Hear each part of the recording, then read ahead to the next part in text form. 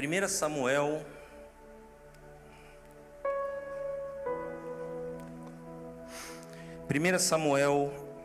capítulo 18, do versículo 1 ao 4.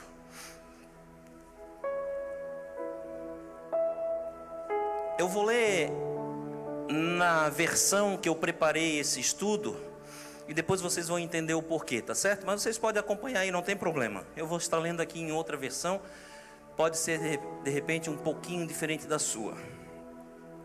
Diz assim, ó: depois dessa conversa de Davi com Saul, surgiu tão grande amizade entre Jonatas e Davi, que Jonatas tornou-se o seu melhor amigo.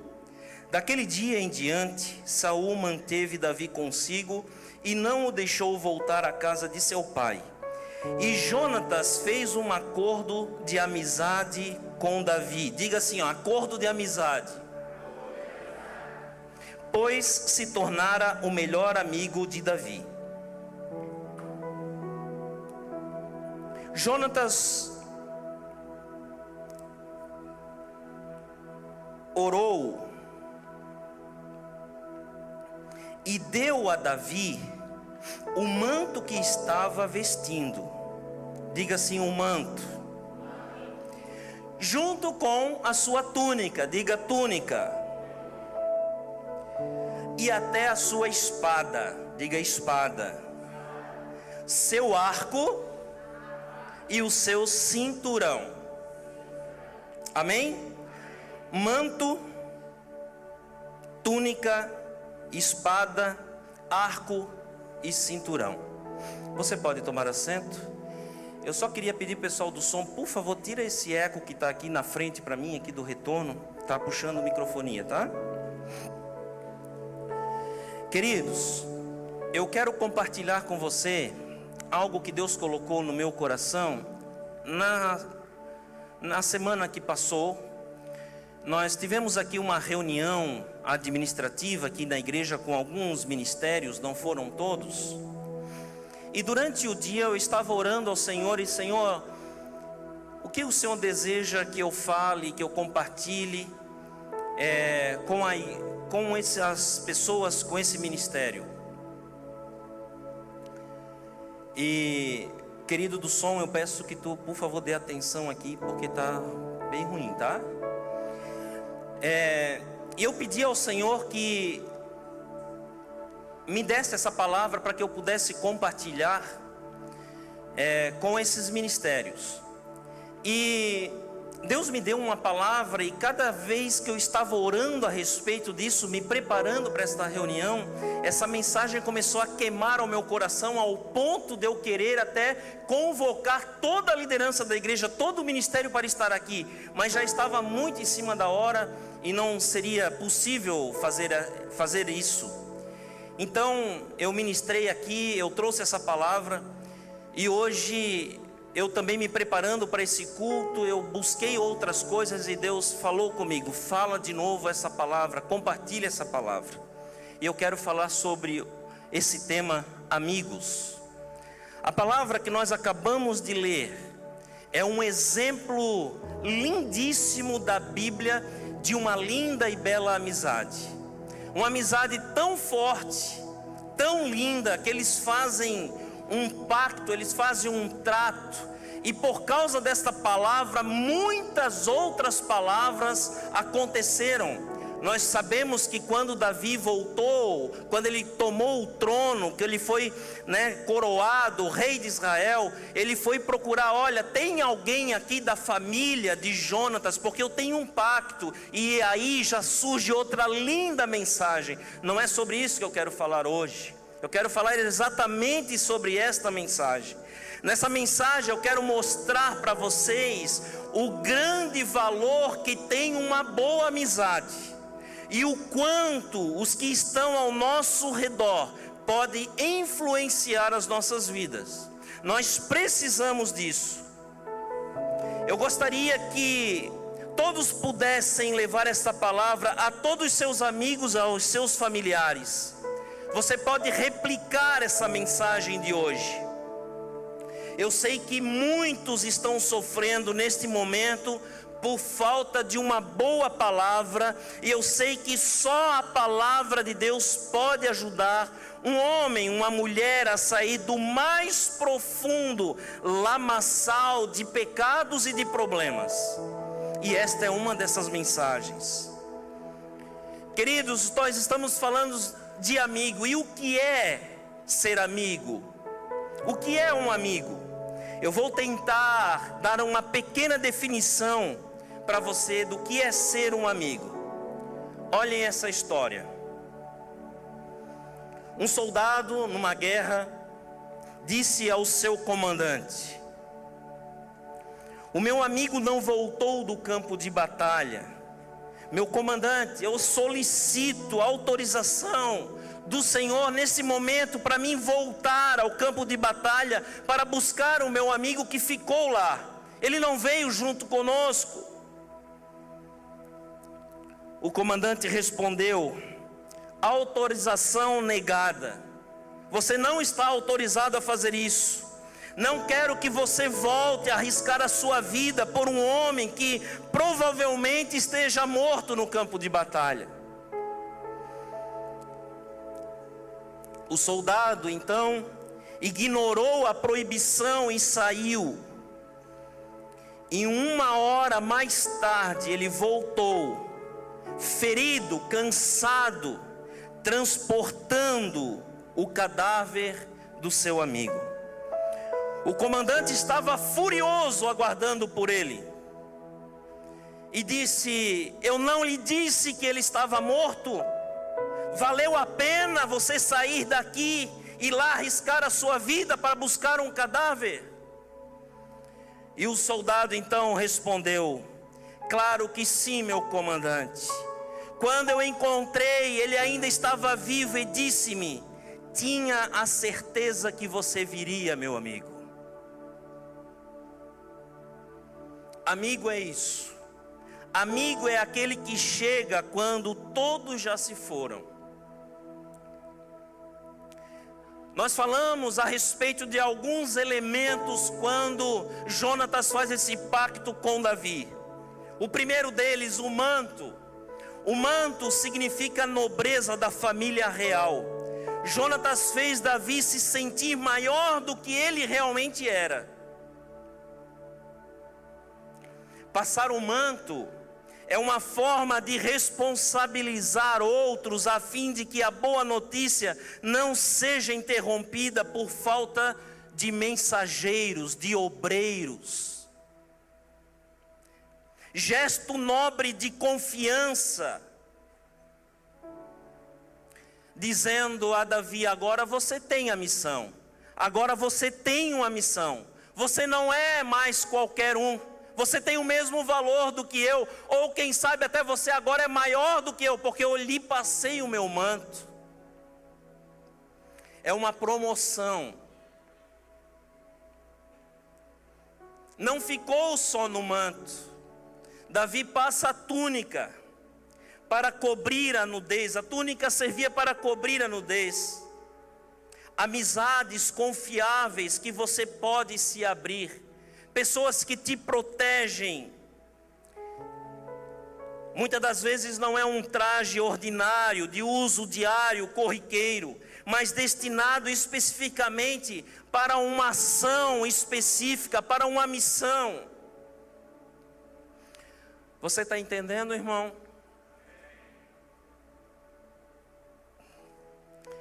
Jonatas continua fazendo pacto com Davi.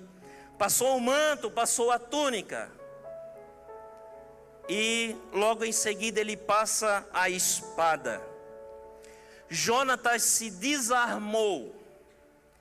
Amigos não são um risco para nós. Amigos são segurança.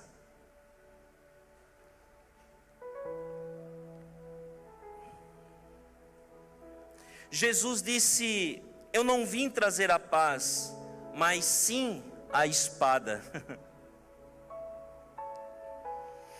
Jesus traz a espada. Que espada é essa, pastor? é a espada da separação entre os que praticam o bem e os que praticam o mal. Em outras palavras, entendemos entre os que acolhem a mensagem de Jesus e aqueles que rejeitam a palavra de Jesus. Jesus traz para a humanidade a espada da determinação. A resposta ao convite de Cristo exige cortes em nossa vida. Precisamos cortar, precisamos separar algumas coisas em nossas vidas. E muitas vezes esses cortes são dolorosos. Doem. Às vezes é para nós cortarmos o ambiente. Às vezes é para cortar um tipo de cultura. Às vezes temos que cortar a maneira a qual nós até nos vestimos, nós temos algum tipo de atitude, nós temos que cortar. E às vezes até relações familiares têm que ser cortadas.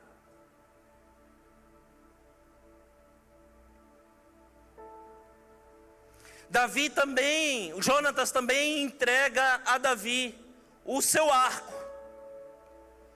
Arco, o instrumento de guerra, aonde se lança as flechas, mas também é considerado um instrumento de hobby. Não serve só para luta, mas também para se divertir, para algumas competições, alguns momentos de lazer. Temos que ter sim equilíbrio na nossa amizade. O problema de algumas amizades é que só tem diversão, só tem rolé. Como nós falamos aqui no Nordeste, só tem resenha. Não tem nada além disso. Quando de fato precisamos um amigo, ele não existe.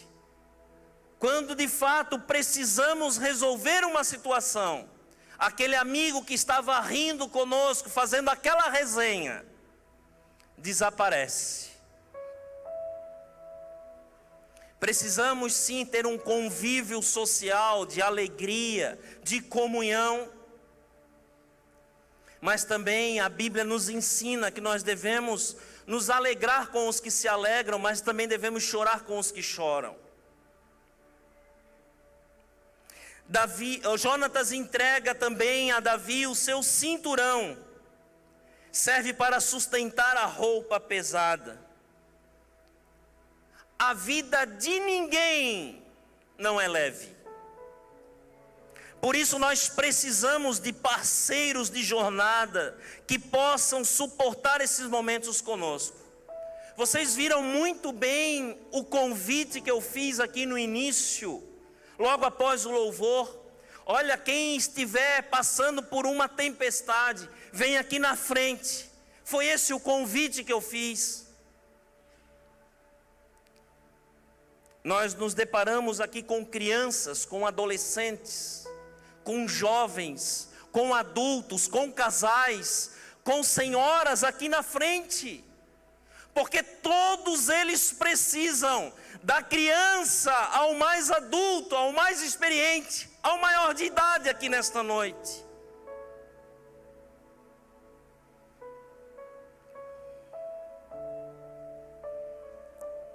Nós fomos chamados para viver em comunidade.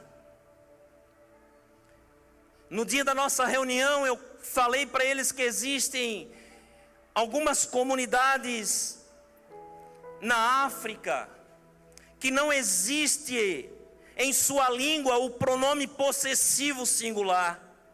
Eles não dizem esse microfone aqui é meu, essa caixa aqui é minha, essa igreja é minha. Não, eles só dizem esse microfone é nosso, essa casa é nossa, esse equipamento é nosso. Porque eles aprenderam a cultura da comunidade, de viver no coletivo.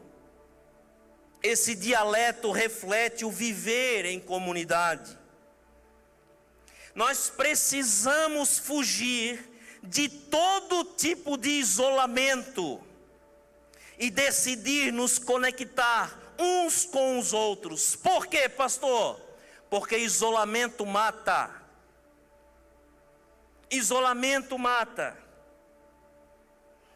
Viver isolado será sempre uma escolha nossa.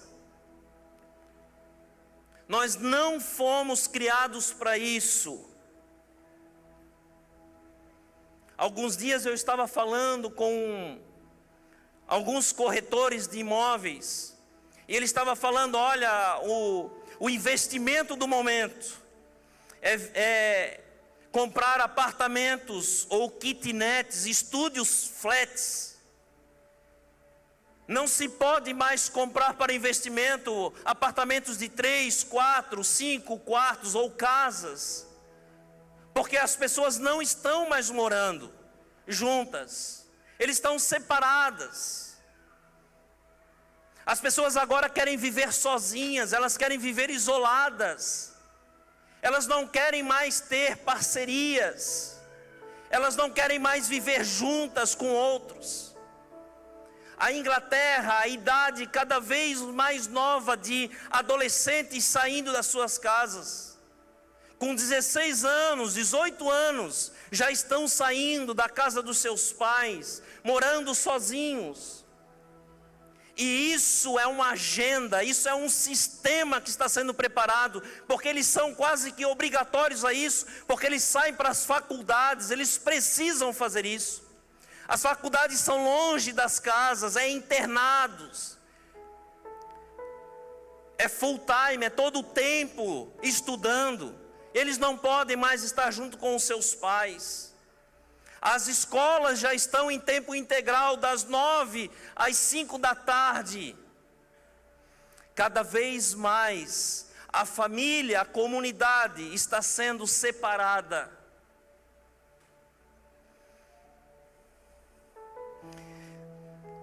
Ainda assim, muitas pessoas decidem por si só o isolamento, e existem muitos motivos para isso. Eu posso dizer que um dos grandes motivos é a vergonha. A vergonha isola. A primeira pessoa que se sentiu envergonhada foi Adão. Quando eles pecaram no jardim do Éden, qual foi a atitude de Adão e Eva? Vamos se esconder, vamos nos isolar por causa da vergonha. Autonomia também isola. Pessoas que se acham autossuficientes. Não, eu não preciso de ninguém, eu dou conta de mim sozinho ou sozinha. Os casamentos estão sendo desmanchados, desfeitos por causa disso.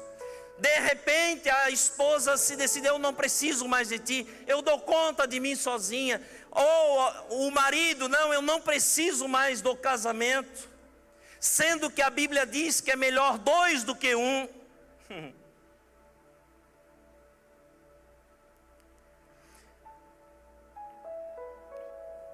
O orgulho isola.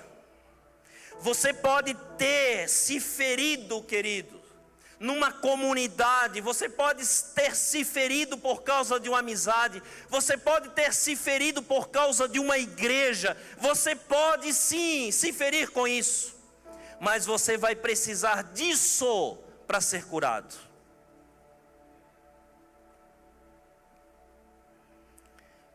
Mas pastor, tem algumas amizades que nos prejudicam. Sim, existem isso.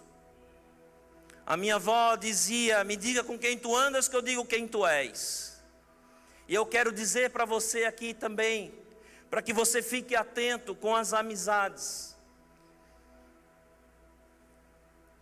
Quando você perceber que a sua amizade faz fofoca, sai fora, porque da mesma forma que ele traz coisas para você, ele leva coisa de você para outra. É a mesma coisa, querido. Isso é uma maldição. Fofoca é uma maldição. Então você deve ficar longe. Corta essa amizade, corta esse laço em nome de Jesus. Sabe aquela amizade quando as pessoas só focam nelas, só querem saber delas, o beneficiado é só elas, corta, sai fora. Sabe aquela amizade, aquele amigo, aquela amiga que faz drama por tudo, é sempre o principal da história, a principal da história. Se alguém foi elogiado, é ela. Se alguém foi prejudicado, é ela. A pessoa faz drama com tudo. Aquela amizade que só fala mentira. Pessoas que não têm verdade, que você não pode escrever o que elas falam. Fujam dessas amizades mentirosas, pessoas que não têm palavra.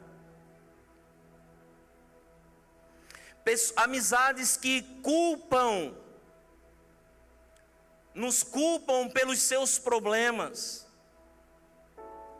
gostam de achar um culpado na história e nunca são elas. Amizades que gostam de competir, querem sempre estar em competição com você. Amizades que colocam você em situações desconfortáveis. Essas amizades não provêm de Deus. Não vale a pena. Não vale a pena. Queridos, olha, eu quero dizer algo para você. A amizade é um dos aspectos mais subestimados da espiritualidade. Ele é muito importante, tanto quanto a oração e o jejum. Assim como nós fazemos o uso simbólico da ceia, da água, do batismo, do pão, do vinho, tão importante quanto é nós termos um irmão, um amigo. Como a Bíblia diz, um amigo mais chegado do que um irmão. A amizade transforma as coisas comuns em experiência humana e torna a experiência humana em algo santo. A amizade espiritual, ela delimita e refreia o mal em nossa vida. Faz-nos enxergar a vida pelos olhos de Cristo. Ela é producente. Você pode imaginar, por exemplo, se Davi não tivesse a amizade de Jonatas, Davi teria uma grande dificuldade de levar adiante o propósito de Deus para a sua vida. Talvez não tivesse nem conseguido. Talvez se essa amizade não tivesse sido feita hoje, eu não poderia estar pregando para você a respeito disso. É maravilhoso ser um Jonatas. É maravilhoso também ser um Davi.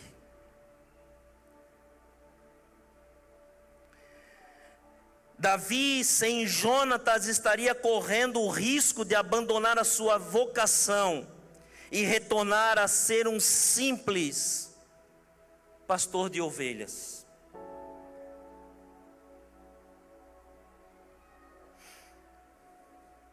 Ele não desprezou a amizade de Jonatas. Teria inclusive muitos motivos para isso. Mas ele aceitou.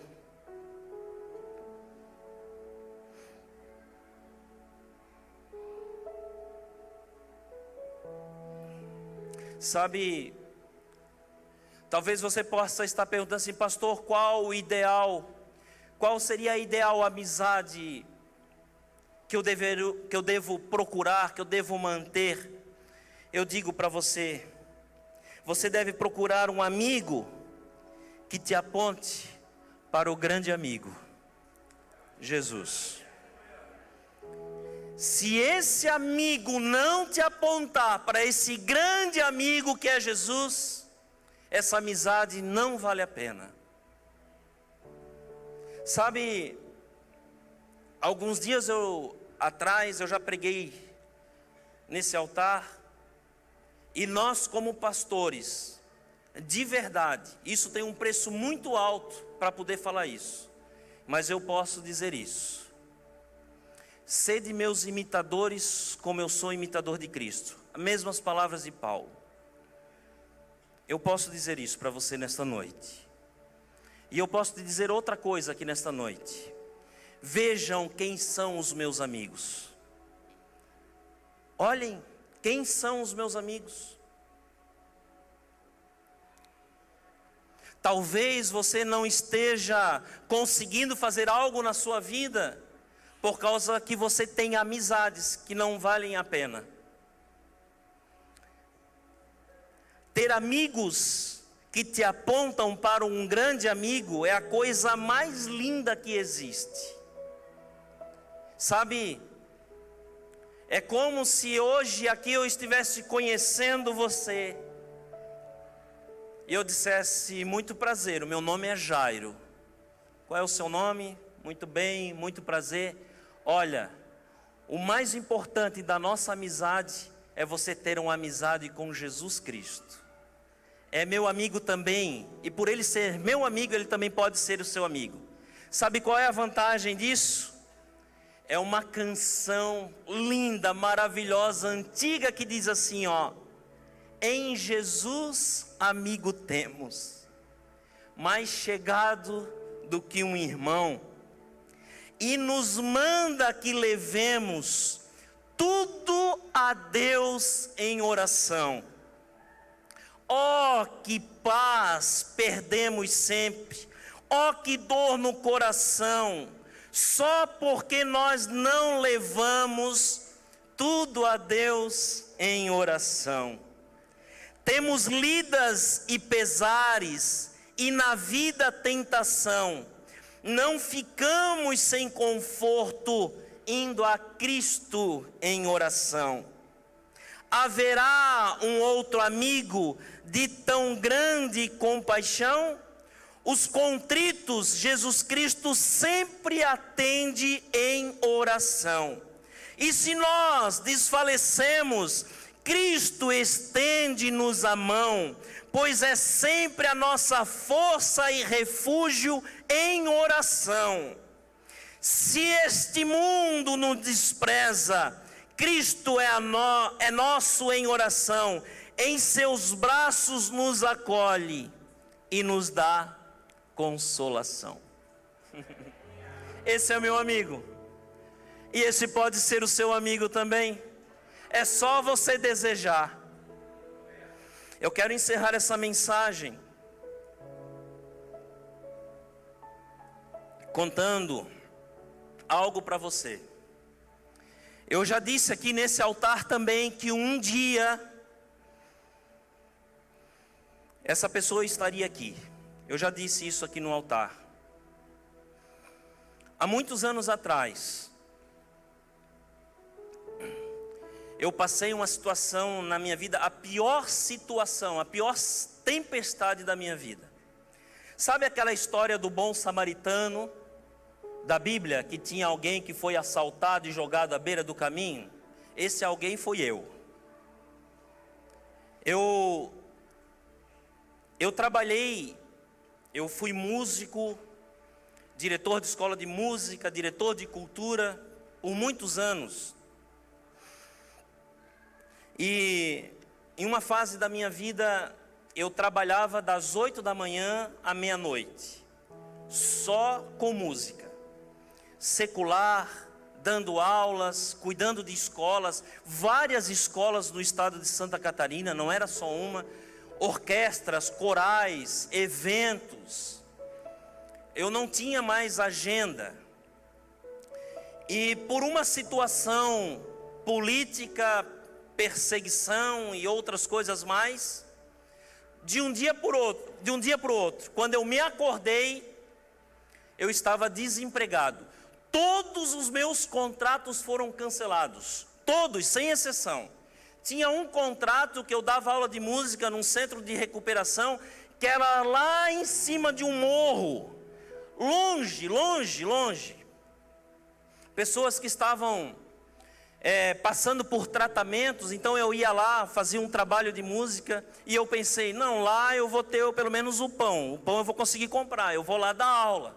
Quando eu chego lá na porta para entrar, para dar aula, eu disse, olha, você não está mais autorizado a entrar aqui, porque o seu contrato foi cancelado. Eu passei uma situação muito terrível. Eu não sabia o que fazer. Meus filhos estudavam em escola particular. Eu morava numa casa muito boa, muito linda. Eu tinha 2 carros que consumiam muito, mas eu tinha condição para isso. E quando isso aconteceu, eu tive que entregar a casa, eu tive que tirar os meus filhos da escola particular, eu tive que mudar de casa, mudei a minha vida radicalmente. E eu era pastor de música de uma igreja, e nessa igreja tinha uma pessoa que nós não tínhamos muito contato. E essa pessoa soube dessa situação. E um dia essa pessoa me ligou, Jairo, tudo bem? Tudo bem? Olha, eu soube do que aconteceu, eu quero conversar contigo. Podemos nos encontrar? Sim, pode, vamos nos encontrar. E marcamos num encontro na cidade, num lugar, numa praça. Ele disse, olha, eu vou passar com o meu carro, tu pode entrar no carro e nós vamos conversar. E quando eu entrei no carro, ele disse, olha, eu não quero nem saber da situação, eu só estou aqui porque Deus falou comigo. E eu quero saber uma coisa, qual é o teu custo mensal para sustentar a tua família? Obviamente eu sabia de tudo, porque eu tinha refeito todas as minhas contas, entregue um carro, alugado nova casa. Então eu já sabia desse valor, por ter feito o planejamento, para saber como que eu iria fazer. E eu disse, olha, o valor hoje da minha família, o custo é tanto. Ele disse, então pode abrir aqui o porta-luva do carro, pega o envelope, é esse valor que Deus falou comigo, está aí, e eu vou te dar esse valor por 6 meses.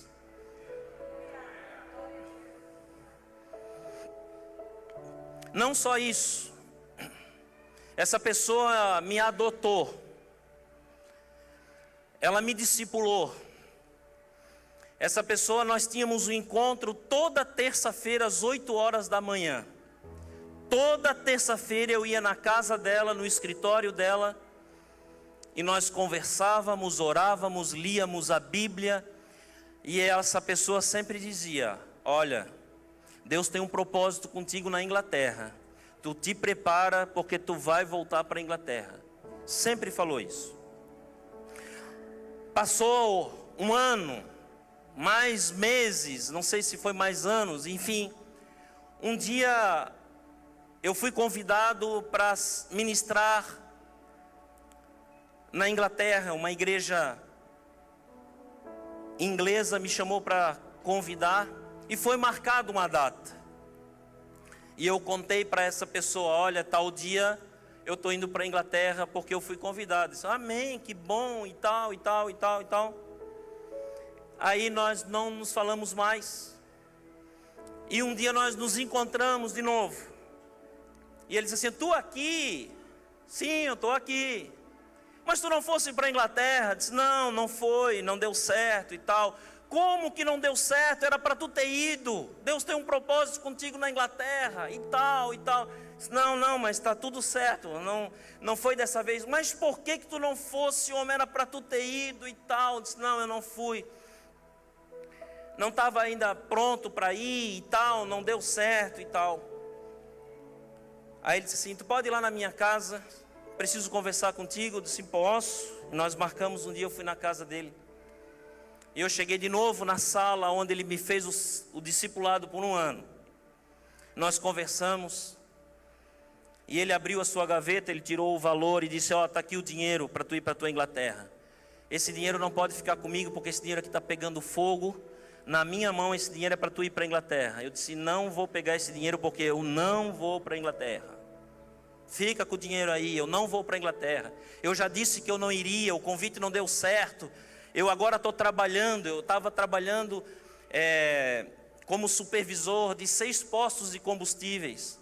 agora eu não vou para a Inglaterra, eu não posso por causa da minha família e tal. Não, nós cuidamos da tua família, mas tu tens que ir para a Inglaterra. Disse, não, eu não vou para a Inglaterra, fica com isso aí, eu não vou para a Inglaterra. Isso foi numa quinta-feira, se não me falha a memória. Passou sexta, sábado, domingo, segunda-feira chegou uma carta, convite da Inglaterra para mim ir novamente pregar na Inglaterra por 15 dias. Aí eu liguei para a pessoa, posso falar contigo de novo? Posso. Aí eu levei a carta, está aqui a carta. Fui convidado para a Inglaterra. Aí ele disse, então tá bom, a passagem está aqui, é essa ajuda financeira que eu vou te dar para tu ir para a Inglaterra. Era para mim ir 15 dias, queridos. Era para mim ir lá pregar 3 dias num seminário de música, rever os amigos e eu voltar. Eu fiquei lá por 5 anos. E eu voltei para cá só por causa de vocês. E o amigo que eu estou falando para vocês, o amigo que Deus me deu, está ali, ó. Marco Teixeira.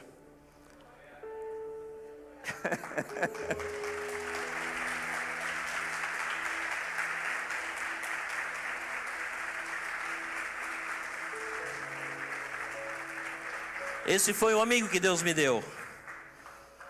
Ele vai pregar aqui quarta-feira. Homem de Deus. O mundo diz que não vale a pena, mas Deus diz que vale. Deus diz que vale. Vale muito a pena. Eu gostaria de convidar a igreja para ficar de pé.